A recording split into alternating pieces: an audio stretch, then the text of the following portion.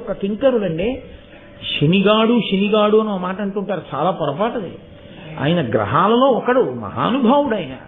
ఆయనని అలా నిందించడం, అలా మాట్లాడడం ఎప్పుడూ చేయకూడదు. ఆయనకి ఒక గొప్ప శక్తి ఉంది. ఏమిటో తెలుసా అండి? ఆయన కష్టపెడతాడు. ఎలా కష్టపెడతారో తెలుసా? ఆయన అనుగ్రహం కాని కలిగింది అనుకోండి, మీరు భగవత్ సేవలో ఉన్నారనుకోండి, ఆయన ఎలా కష్టపెడతాడంటే, మీరు చక్కగా ఏదో ఒక గొప్ప మోక్షపురికి యాత్రకు వెళ్ళేటట్టు, ఆ యాత్రలో మామూలుగా భార్యను తీసుకుని పైలా పచ్చీసులో ఏదో ఆ గుళ్ళోకి ఈ గుళ్ళోకి వెళ్ళొచ్చేయడం కాదు.